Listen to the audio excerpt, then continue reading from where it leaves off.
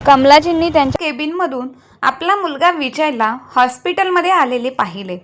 मग त्यांनी विजयबद्दलची माहिती काढली. तेव्हा त्यांना समजले की या हॉस्पिटलमध्ये 7 दिवसांपूर्वी विजयच्या पत्नीची डिलिव्हरी झाली आणि तिने एका मुलाला जन्म दिला. हे समजताच कमलाजींच्या डोक्यात एक प्लॅन आला आणि त्यांनी आपल्या मुलाला आणि सुनेला धडा शिकवण्याचं ठरवले. त्यांनी त्यांच्या सेक्रेटरीला सांगून एका प्लॅनची योजना केली. त्या बाबतीत कमलाजींच्या सेक्रेटरीने हॉस्पिटलच्या रिसेप्शनला माहिती दिली आणि प्लॅन सुरू झाला. विजय हॉस्पिटलच्या रिसेप्शनिस्टला म्हणाला, मॅडम, आम्हाला आमच्या मुलाच्या डे केअरसाठी एक आयाची गरज आहे. यावर रिसेप्शन काउंटरला असलेली मुलगी म्हणाली, सर, आता एक आया उपलब्ध आहे, मी लगेच त्यांना बोलावून घेते. विजय म्हणाला, हो, तुम्ही त्यांना बोलावून घ्या, मला आत्तापासूनच त्यांची खूप गरज आहे, कारण माझी बायको खूप अशक्त झाली आहे. ती एकटी मुलाला सांभाळू शकणार नाही आणि मी रात्री इथे राहू शकत नाही, कारण घरात आमची एक लहान मुलगी आहे. मग तिने एका आयाला बोलवले. त्यांना पाहून विजयला धक्का बसला, कारण ती आया दुसरी तिसरी कोणी नसून त्याची आई होती. विजय रेखाकडे गेला आणि तिला म्हणाला, मी तुझ्यासाठी आया ठेवण्याचा विचार करत होतो. जाऊ रे. या हॉस्पिटलच्या रिसेप्शन काउंटरला असलेल्या मुलीने एका आयाला बोलवले. तुझा विश्वास बसणार नाही की ती आया दुसरी तिसरी कोणी नसून माझी आई आहे. काय, तुझी आई? हो रेखा, माझी आई. 7 दिवसांपासून मी तुझ्या डिलिव्हरीच्या गोंधळात एवढा व्यस्त होतो की आयांची व्यवस्था करायलाही विसरलं होतं, आणि आता भेटून कोण भेटले तर माझीच आई. पण रेखा, आपल्याकडे एक चांगली संधी आहे. आयाने कितीही काळजी घेतली तरी मुलाची आजी तिच्या घेत असलेली काळजी ही वेगळीच असते. यावर रेखा म्हणाली, मी तर म्हणते आईंना आपण पुन्हा घरी घेऊन जाऊ. आपल्याला फुल टाईम आईच्या स्वरूपात मिळेल आणि त्यांना पगारही द्यावा लागणार नाही. आपले पैसेसुद्धा वाचतील आणि फुकटात आपले कामही होऊन जाईल. पण विजय, तुझी आई आपल्यासोबत येईल का? यावर विजय म्हणाला, अगं रेखा, आपण आईची माफी मागायचे नाटक करूया आणि आपल्या मुलांखातर तिला आपल्या घरी येण्यास सांगू. मुलांचे नाव पुढे गेले तर ती नक्की येईल. मी आईला तुझ्याजवळ पाठवून देतो आणि तू काहीतरी करून तिला आपल्यासोबत घरी यायला बोल. रेखा म्हणाली, ठीक आहे, तुम्ही तिला सांभाळून घ्या, बाकीचे सर्व मी सांभाळून घेईन. कसे बसे आईची समजूत काढत विजयने आपल्या आईला म्हणजे कमलाजींना रेखाकडे पाठवून दिले. आपल्या नातवाला पाहून कमलाजींना खूप आनंद झाला, पण त्यांच्या मुलाने आणि सुनेने त्यांना दिलेली वागणूक ते कधीच विसरू शकत नव्हते. त्या रात्री कमलाजींनी विजयच्या मुलाची खूप छान प्रकारे काळजी घेतली. मग सकाळी डिस्चार्जच्या वेळी रेखा म्हणाली, आई, तुम्हाला अशा अवस्थेत पाहून मला खूप वाईट वाटले. खरं तर आई, तुम्ही घर सोडल्यानंतर आम्हाला खूपच पश्चाताप झाला. आम्ही लगेचच तुमचा शोधही चालू केला होता, पण तुम्ही आम्हाला कुठेही सापडले नाहीत. त्यानंतर बरेच दिवस आम्ही तुम्हाला शोधत राहिलो, पण तुमचा काही पत्ताही लागला नाही. यावर कमलाजी म्हणाल्या, खरंच सुनबाई? हो आई, आम्ही तुमचा खूप शोध घेतला. आता आम्हाला माफ करा आणि आता तुम्हाला हे काम करण्याची काहीच गरज नाही. आपल्या सुनेचे असे बोलणे ऐकून कमलाजींना आनंद झाला आणि त्या आपला राग विसरून आनंदाने म्हणाल्या, ठीक आहे सुनबाई, मी हे बाहेर सांगून येते की मी इथून पुढे इथे काम करणार नाही. असे बोलून कमलाजी तेथून निघून जातात आणि रिसेप्शनला म्हणतात, मॅडम. अहो मॅडम. माया म्हणाली, पण मॅडम, आता इथे कोणी नाही, मग तुम्ही मला मॅडम का म्हणताय? कमलाजी म्हणाले, हे बघ माया, मला हे नाटक असेच कायम चालू ठेवायचे आहे, जेणेकरून कोणालाही काहीही शंका येऊ नये. जोपर्यंत हे नाटक चालू आहे तोपर्यंत तुम्ही कोणीही मला मॅडम म्हणणार नाही, हे लक्षात असू द्या. Okay madam? माया, तू पुन्हा मला मॅडम म्हणाली. Sorry madam. यावर त्या दोघी हसू लागल्या.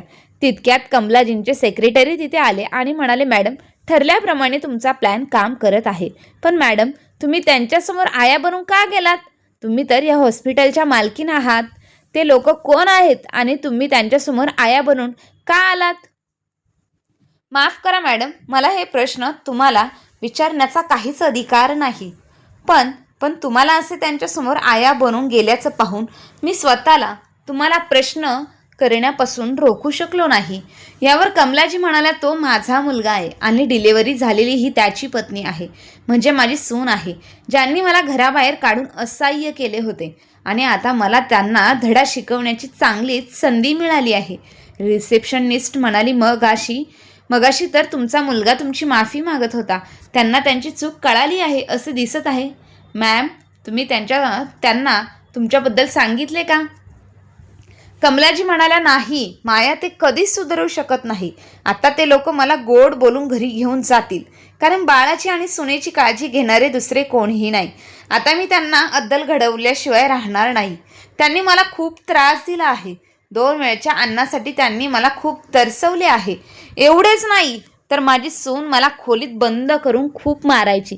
असे म्हणत असताना कमलाजींचे डोळे भरून आले. आता मी त्यांच्यासोबत असा खेळ खेळते की त्या आयुष्यभर लक्षात ठेवतील. आज मी माझ्या मुलाला इथे पाहिल्यावर आया बनण्याचे नाटक केले, कारण मला माहीत होते की त्यांना आयाची गरज लागेल. यावर कमलाजींचे सेक्रेटरी म्हणाले, पण मला एक गोष्ट समजत नाही की त्यांनी तुम्हाला घराबाहेर का काढले आणि तुम्ही इथपर्यंत कसे पोहोचलात?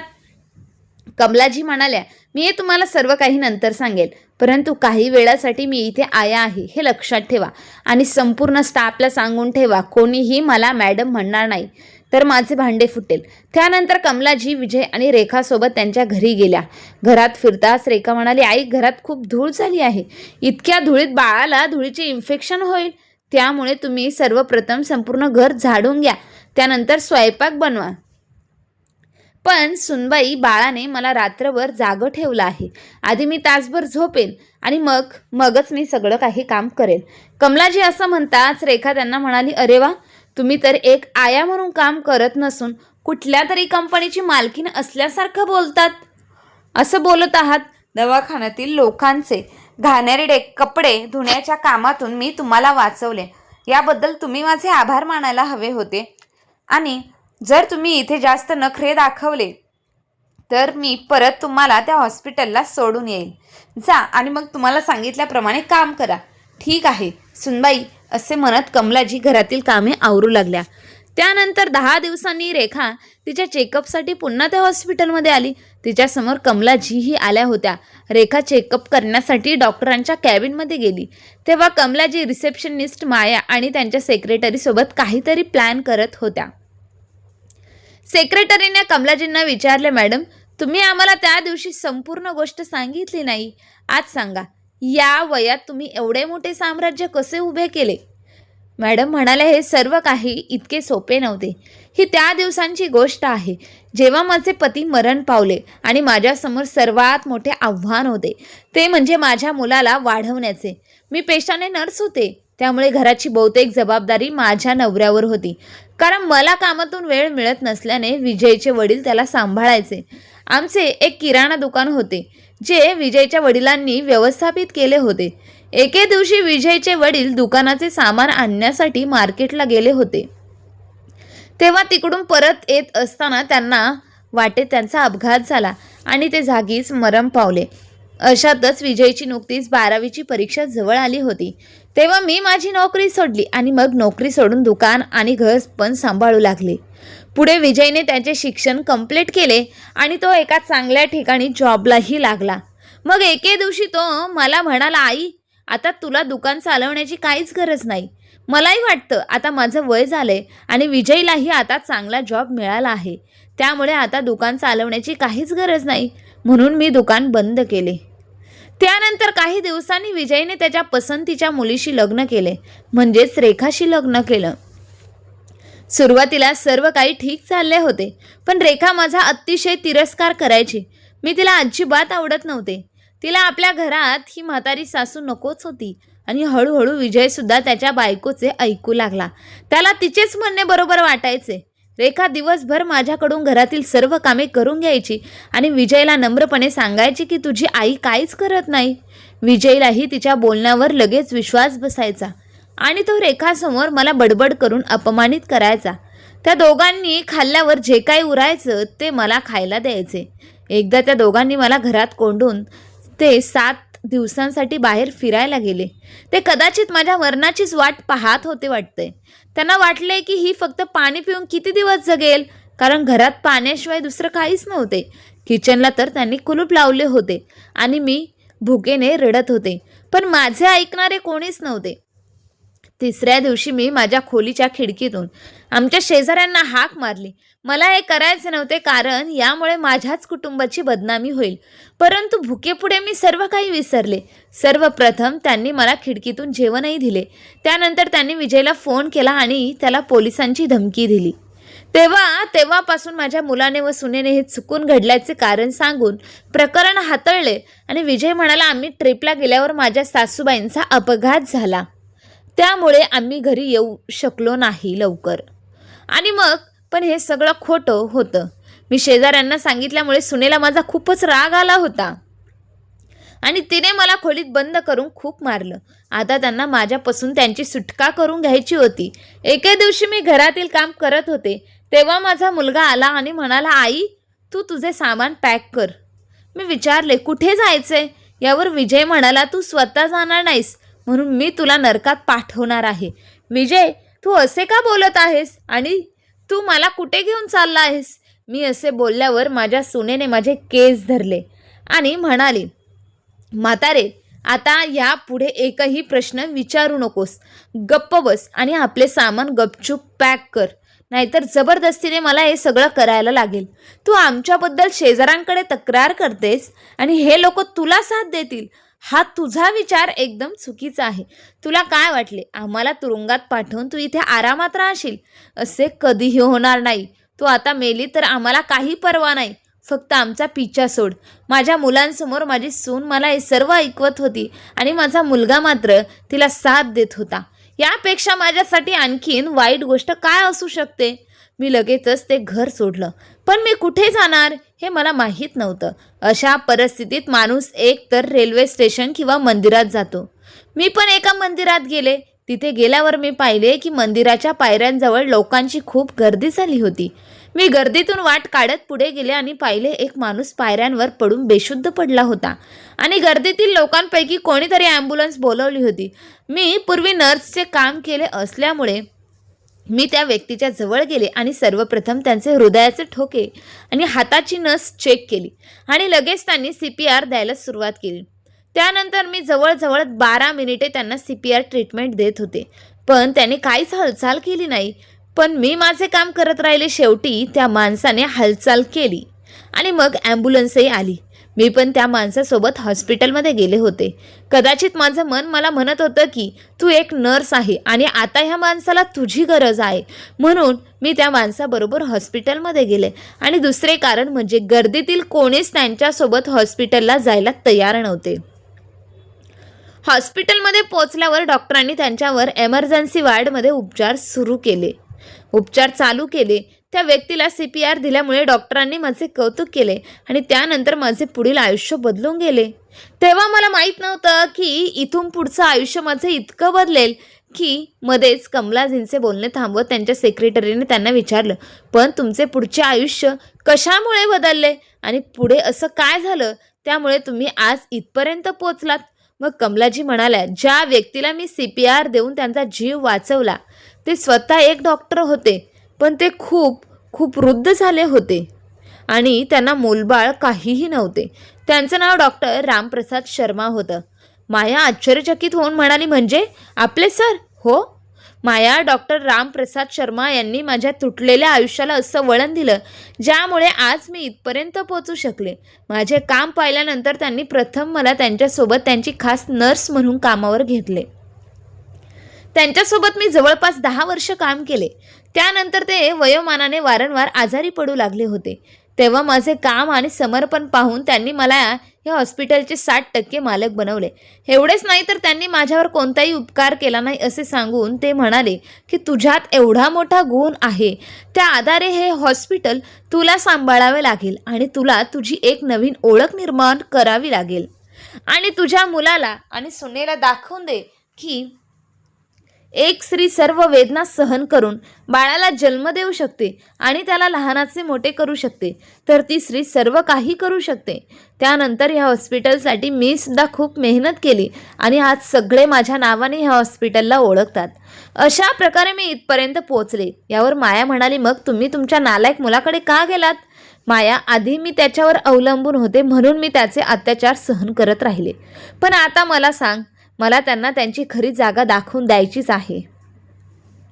मला माझ्या मुलाला लक्षात आणून द्यायचे आहे की एकेकाळी त्याच्या शिक्षणासाठी मी माझे करिअर सोडले होते. हवे असते तर मी त्यालाही आयासोबत ठेवून किंवा त्याला घरात एकटे सोडून माझे करिअर करू शकले असते. पण मी त्याला माझ्या करिअरच्या पुढे ठेवले आणि त्याने मला दुधातल्या माशीसारखे दूर फेकून दिले. म्हणूनच मी आया बनण्याचे नाटक केले, जेणेकरून मला त्या दोघांना चांगलाच धडा शिकवता येईल. चल आता मी निघते. त्यानंतर कमलाजी रेखासोबत घरी गेल्या. घरात शिरताच रेखा त्यांना म्हणाली, आई आता तुम्ही स्वयंपाकाची तयारी करा. त्यानंतर माझी आणि बाळाची मालिश करा. थांबा, मी तर विसरलेच होते की परीला बस स्टॉपवरून आणायचे आहे.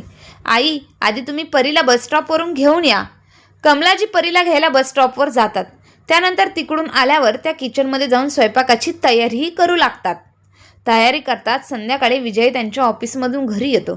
त्यानंतर काही वेळाने त्यांच्या घरी काही लोक येतात आणि ते विजयला म्हणतात, सर आम्ही कमला डेव्हलपर्सच्या ऑफिसमधून आलेलो आहेत. तुमचं घर प्राईम लोकेशनवरती आहे.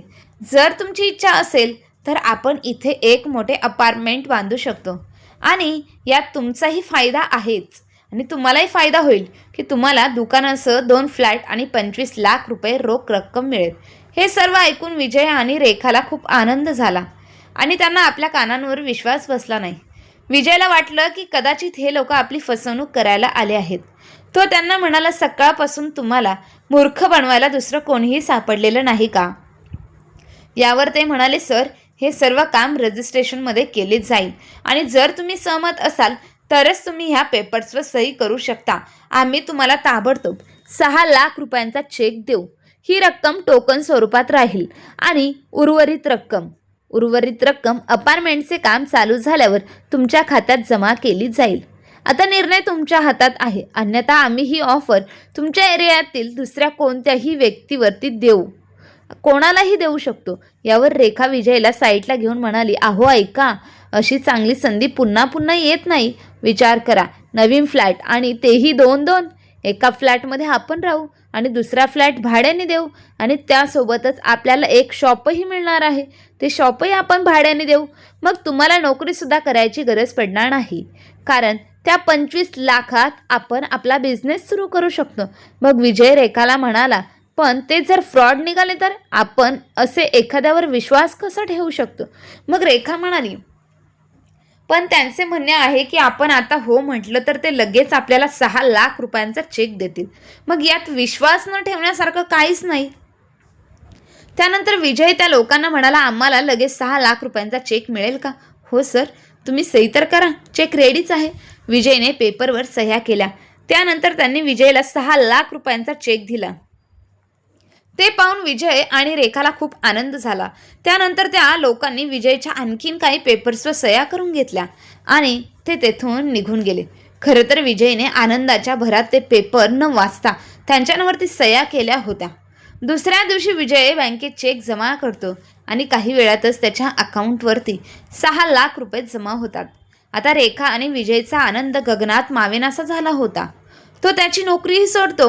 मग एके दिवशी रेखा कमलाजींना म्हणाली, आई आता तुम्ही परत त्या हॉस्पिटलमध्ये तुमच्या कामावरती जा आणि तिकडे तुमची राहण्याची व्यवस्था करा, कारण आता आम्हाला नवीन फ्लॅट भेटेल आणि ह्या अपार्टमेंटमध्ये खूप श्रीमंत लोक राहायला येतील आणि तिथे तुमच्यासारखी गावंढळ गरीब लोक ह्या अपार्टमेंटमध्ये अजिबात शोभत नाही आणि नसतीलही. मग आम्हाला तुमची लाज वाटेल. त्यामुळे आम्हाला जबरदस्तीने तुम्हाला बाहेर काढावे लागेल. त्यापेक्षा आत्ताच तुम्ही तुमची व्यवस्था करा. पण सुनबाई, मी कुठे जाऊ? आता मला ह्या घरातून हाकलून देऊ नकोस.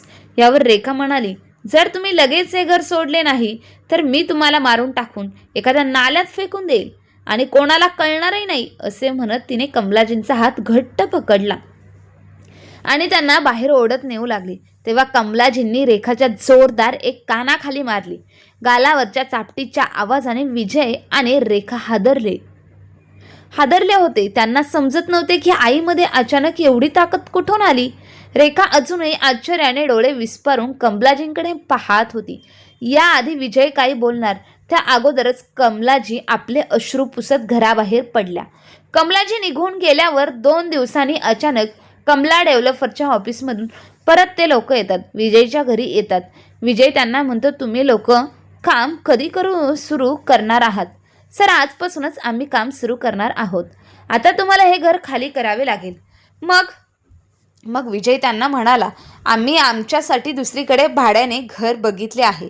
अपार्टमेंटचे काम पूर्ण होताच आम्ही इथे आमच्या फ्लॅटमध्ये पुन्हा राहायला येऊ. यावर ते लोक विजयला म्हणाले, फ्लॅट? कोणता फ्लॅट? तुम्ही स्वप्न तर बघत नाही ना? आता हे घर आमच्या मॅडमच्या नावावर आहे, ज्यांच्या नावावर तुम्ही स्वतः हे घर केले आहे. विजयला समजत नव्हते की ते लोक काय बोलत आहेत. तो पूर्णपणे गोंधळून गेला होता. तेवढ्यात त्याच्या घरासमोर एक कार येऊन थांबली आणि त्याला गाडीतून आवाज आला, बेटा, हे घर मी खरेदी केलं आहे. विजय आणि रेखाने त्या गाडीकडे पाहिलं तेव्हा त्या कारमधून कमलाजी खाली उतरल्या. आज कमलाजी मोलकरणीच्या वेशात नाही, तर त्यांच्या अंगावर किमान 25,000 रुपये किमतीची बनारसी सिल्क साडी होती आणि हातात जाडदार सोन्याच्या बांगड्या होत्या, तर गळ्यात सोन्याची एक चैन होती. त्यांना पाहून विजय आणि रेखाचे डोळे विस्फारले. त्यांना समजत नव्हते की हे सर्व काय चालले आहे. 2 दिवसांपूर्वी तर आई इथून मोलकरणीच्या वेशात निघून गेली होती आणि आज तर तेवढ्यात ते लोक विजयला म्हणाले, सर, ह्या आमच्या मॅडम, कमला डेव्हलपरच्या मालकीन, ज्यांनी तुमचे घर खरेदी केले आहे. तुम्ही त्यांचे आभार माना की त्यांनी तुमच्या मुलांचा विचार करून तुम्हाला 6 लाख रुपये तरी दिले, नाहीतर तुम्हाला रस्त्यावर रिकाम्या हाताने भीक मागावी लागली असती. विजय आश्चर्यचकित होऊन म्हणाला, तुम्ही लोकांनी माझ्या आईसोबत मिळून आमची फसवणूक केली आहे. पण आईकडे इतके पैसे कुठून आलेत? मला माहीत आहे. आम्हाला धडा शिकवण्यासाठी तू कुठेतरी चोरी वगैरेच केली असेल ना? आता मी तुमच्या सर्वांच्या विरोधात कोर्टात केस दाखल करणार आहे. मी तुम्हाला सोडणार नाही. तेव्हा कमलाजींचा सेक्रेटरी विजयला म्हणाला, ओ मिस्टर, जरा तोंड सांभाळून बोला. विजय आणि रेखा अजून पहिल्या धक्क्यातून सावरले नव्हते तेव्हा त्यांना आणखीन एक धक्का जोरदार बसला. इतक्या कमी रकमेसाठी त्यांना चोरी करण्याची काहीच गरज नाही. ज्या हॉस्पिटलमध्ये तुमच्या मुलाचा जन्म झाला त्या हॉस्पिटलच्या मालकीण आहेत. रेखा म्हणाली, कदाचित तुम्हाला माहीत नसेल, ही तर त्या हॉस्पिटलमध्ये आया आहे आणि त्या आपल्या सगळ्यांना मूर्ख बनवत आहे. यावर कमलाजींनी आपल्याला मूर्ख कोणी बनवलं हे समजून जाईल. आधी माझे घर खाली करा. रेखा म्हणाली, ए म्हातारे, तुला खोलीत कोंडून कसे मारले होते हे तू विसरलीस का? मग विजय कमलाजींना म्हणाला, तू कोण आहेस आम्हाला आमचं घर खाली करायला सांगणारी? कमलाजींनी रागात विजयच्या एक जोरदार कानाखाली मारली आणि त्या रागात म्हणाल्या, ती एक असहाय्य स्त्री होती जिचा तुम्ही खूप खूप खूप छळ केला होता. पण आज ती असहाय्य नाही. आणि लक्षात ठेवा, जर तुम्ही दोघांनी एक शब्दही चुकीचा बोलला तर मी तुमच्या दोघांची जीभ बाहेर काढून तुमच्या हातात देईल. कमलाजींनी त्यांच्या माणसांना सांगून त्या दोघांना घराबाहेर काढले. त्यानंतर त्यांच्या माणसांना म्हणाल्या, या लोकांचे सामान घराबाहेर काढून ताबडतोब घराला कुलूप लावा. चावी माझ्या ऑफिसमध्ये घेऊन या. आईचे असे संतप्त रूप पाहून दोघेही कमलाजींच्या पाया पडून विनंती करू लागले व माफी मागून क्षमा मागू लागले. पण कमलाजींचे प्रेम आता कुठेतरी गाडल्यासारखे, हरून गेल्यासारखे वाटत होते. त्यांना आपल्या मुलाची आणि सुनेची जरासुद्धा दया आली नाही आणि त्या गाडीत बसून तेथून निघून गेल्या. विजय आणि रेखाला अजूनही आश्चर्य वाटत होते की ज्या आईचा त्यांनी इतका छळ केला ती आज एवढ्या मोठ्या हॉस्पिटलची आणि कमला डेव्हलपरची मालकीण कशी काय झाली. त्यानंतर ते दोघेही दारोदारी अडखळत राहिले. त्या दोघांनी कमलाजींना किती वाईट वागणूक दिली होती हे आज त्यांना खऱ्या अर्थानेच जाणवत होते. त्यानंतर कसेबसे विजयने आपल्या शिक्षणाच्या जोरावर पुन्हा एक जॉब मिळवला आणि ते भाड्याचे घर घेऊन राहू लागले. पण एकट्याच्या जीवावर घर चालत नव्हते म्हणून रेखालाही जॉबसाठी घराबाहेर पडावे लागले. दोघे जॉब करून आपल्या मोडकळीस आलेला संसार चालवत होते. प्रत्येक क्षण त्यांना कमलाजींची आठवण करून देत होता. रेखा ज्या कंपनीत जॉब करत होती त्या कंपनीच्या मॅनेजर रेखाची बालपणीची मैत्रीण होती. खरं तर तिने रेखाला हा जॉब मिळवून दिला होता. एक दिवस तिच्या मुलाच्या नामकरणानिमित्त तिने रेखा आणि विजयला खास आमंत्रित केले होते.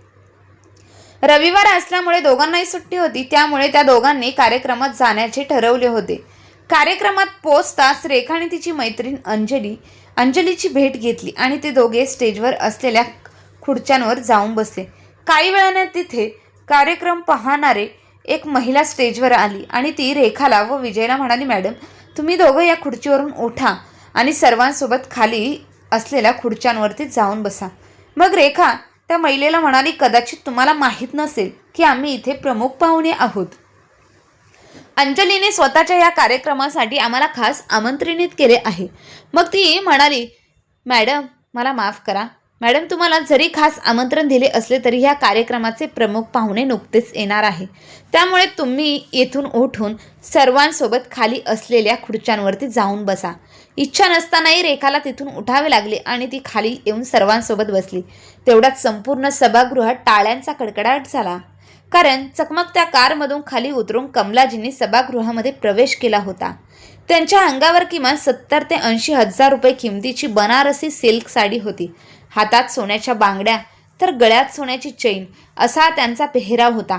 सर्वांच्या नजरा फक्त कमलाजींकडेच खेळल्या होत्या आणि जेव्हा रेखा आणि विजयची नजर कमलाजींवर पडली तेव्हा त्या दोघांचेही डोळे विस्फारले होते.